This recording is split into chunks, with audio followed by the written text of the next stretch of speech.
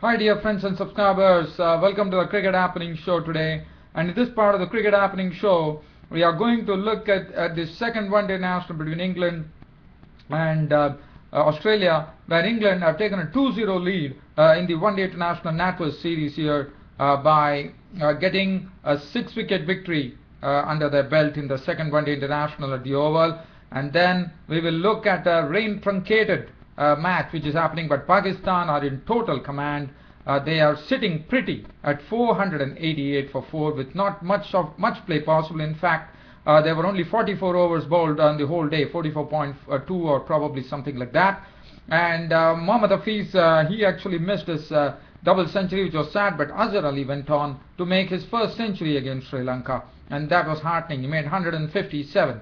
We're talking about that, but right now there's a live match going on, which yesterday I didn't talk about the first 2020 match, which was played at the Stadium Turf Ground, Central Broward Regional Park here in Lauderhill, where West Indies already are one up in the series as far as the first 2020s. They're only going to play two 2020 matches, and today is the second 2020 matches, which is right now underway here between West Indies and New Zealand, where West Indies have won the toss and they are doing pretty well here today, but I think New Zealand have restricted them so far, because yesterday, as you know, West Indies racked up 209 on the board, which was a very, very big score for them in 2020. It was the highest in 2020 internationals for West Indies, with Kieran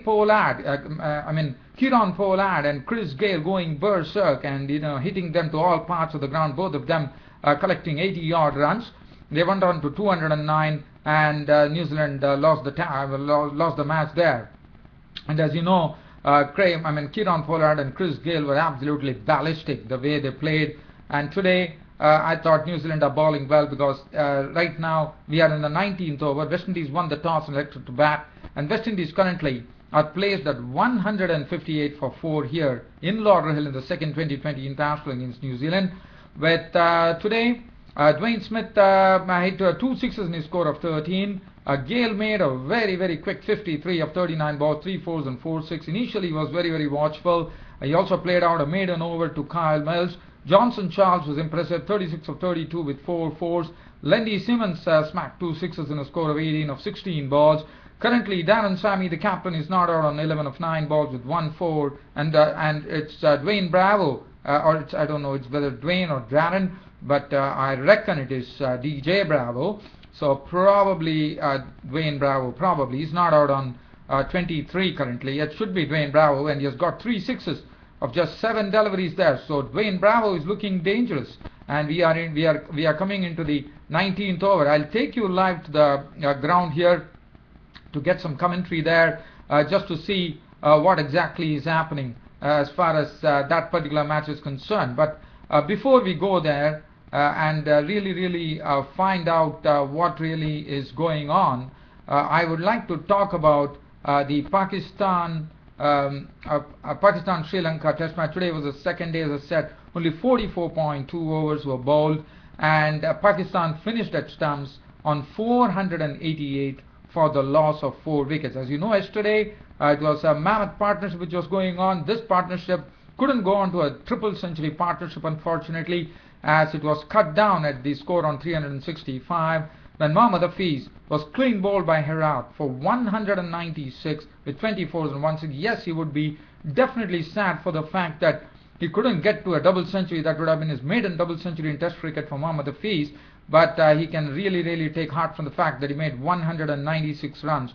And today I would say Pakistan were a bit slow in the early session, and well, as I said, rain was the spoil sport, but Azhar Ali went on to his maiden century. He took his time in the 90s, but then, as you know, Azhar Ali is such, as I said, he's a real grafter, and he made 157 runs with 9 fours. Yunis Khan, LBW bowled Herat for 32, and Misbah ul Haq unbeaten at stumps on day 2 when rain stopped play. He was not out on 29 with 2 4. Asad Shafiq is giving him company.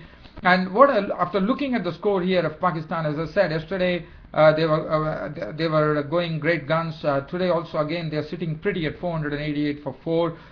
In my opinion, I think Pakistan should do as much runs as possible, because you know for a fact this is a belter, and Sri Lanka, if at all, and the history also says that in Colombo big scores have been played, there have been huge scores put up, and getting a result has been absolutely impossible. So I think it would be better for Pakistan to bat and make sure that probably amass.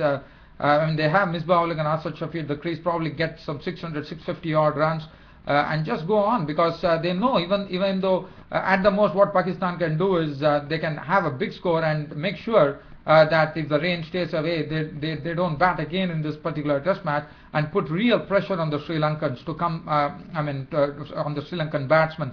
I think that should be the way to go, because there's nothing in the pitch really.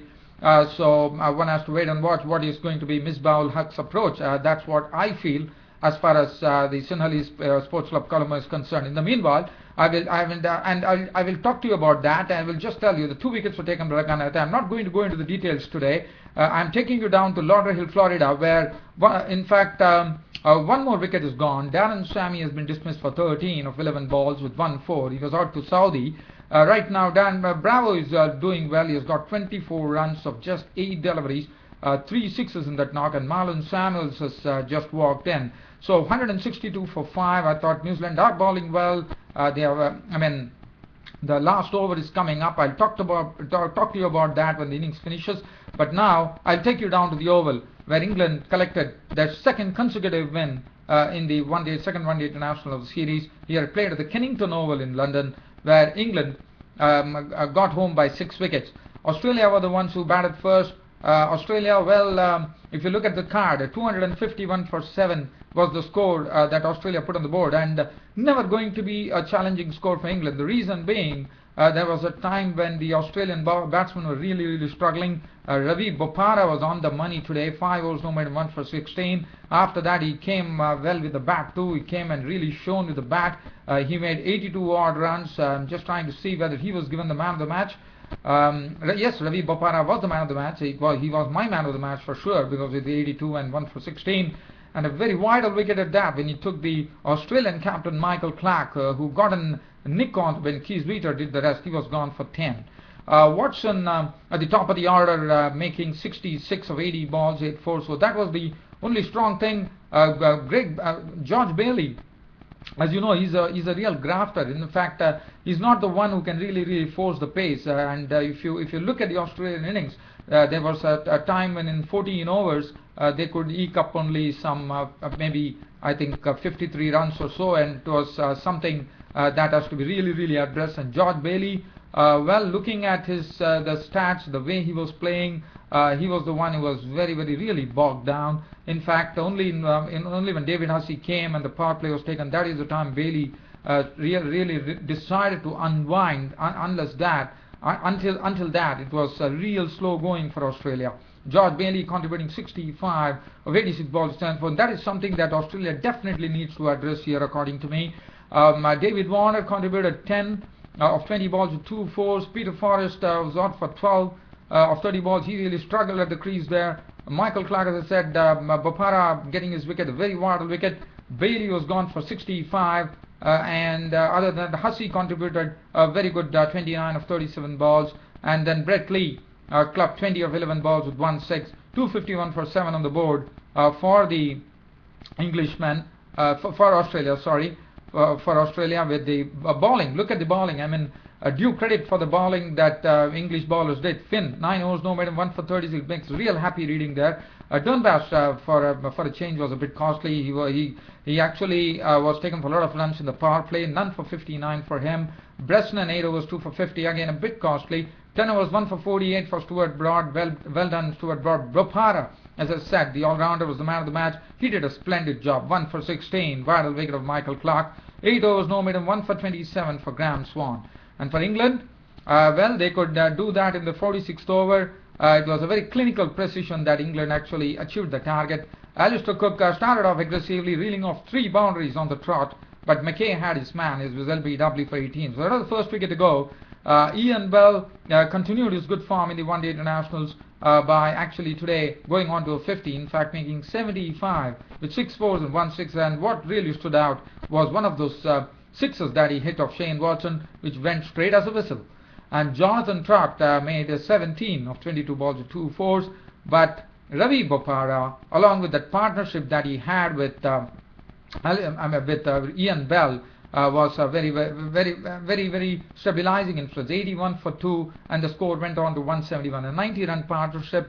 Ravi Bopara, well, he was looking like the old Bopara because there was some flowing strokes in his. He was using his feet very well, and that made him construct an innings of 85 balls with 8 fours. He also used to stroke the ball well, 8 fours. But Ian Morgan continued his good form in cracking 43 of 40 balls. No sixes today, but what was good to see was his placement. One of the shots was just a mere push, and it raced along the turf into the fence, and that was a mere push. And what was good about Morgan? Putting the ball into the gaps. That was very good to see. Not out, an unbeaten 43 when the victory came for England of 40 balls with 5 fours. Kisbet was not out on not. 252 for 4. England winning the match by 6 wickets, taking a 2-0 lead in the series.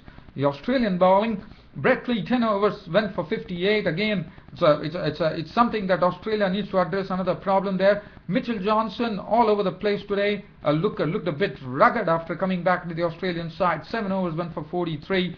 Guilty of bowling a lot of no balls and wides, and was not really up to the mark at all. Clint McKay was good. 10 overs on and 142. 7.4 overs no maiden, none for 41 for Xavier Doherty, the left-arm spinner. 6 overs, 1 for 34 for Shane Watson. 3 overs, none for 17 for David Hussey. Michael Clarke bowled 2 overs, and Michael Clarke did one good thing. He actually broke that stubborn partnership between Bopara and Bell when Ian Bell was clean bowled by Clarke. And he tried to cut a ball which was very close to him, and it went and hit the stumps, and he was gone. 252 for 4. England winning the match by 6 wickets, taking a 2-0 lead in the series. So England lead the 5-match series 2-0, and I wouldn't be able to tell you when is the third one-day international starting due to shortage of time. But meanwhile, as my YouTube broadcast goes on, I take you down to Lauderhill, Florida, to get the match situation there. At the innings break here at the Lauderhill in the United States, the West Indies have finished with 177 for 5 of their 20 overs. New Zealand lead to chase this particular target at 8.85 runs for an over. So they will be pretty hardened by the fact that they have not allowed West Indies to 200. As I said, I've already covered everything, like saying Gale made 53 of 39 balls, 3 fours and 4 6. Dwayne Bravo actually hit 4 sixes and 1 4, and that was a real cameo. Not out on 35 of 11 balls. Samuels was not out on 4, and 177 for 5 on the board for West Indies. A challenging target for New Zealand, no doubt about it.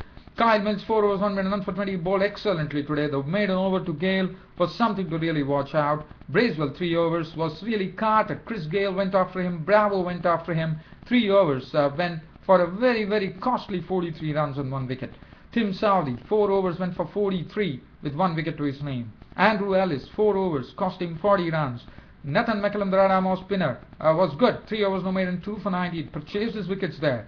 2 overs, no maiden, 1 for 11 for Rob Nicol, right-arm offie. And 177 on the board for the West Indies for 5 wickets. New Zealand will be taking strike shortly. Looking at the New Zealand team, let us talk about West Indies. Now, West Indies today, they don't have Kieron Pollard, so that's a big blow for them.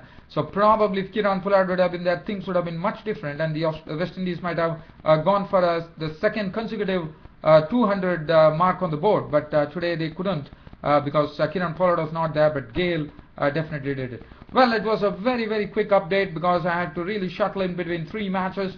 I hope you all enjoyed my cricket updates, and also this live update coming here from the United States, Lauderhill in Florida. That's it from me, your host Ram, for the cricket show for today. See you all tomorrow. Unfortunately, I won't be able to talk about the New Zealand knock. Probably I will have to talk about it probably tomorrow. But well, as I said, I'm short of time. I would be definitely watching this match for sure, but I won't be able to give you the cricket report, unfortunately. Sorry for that, dear fans, friends and subscribers. I will see you all tomorrow. Thank you.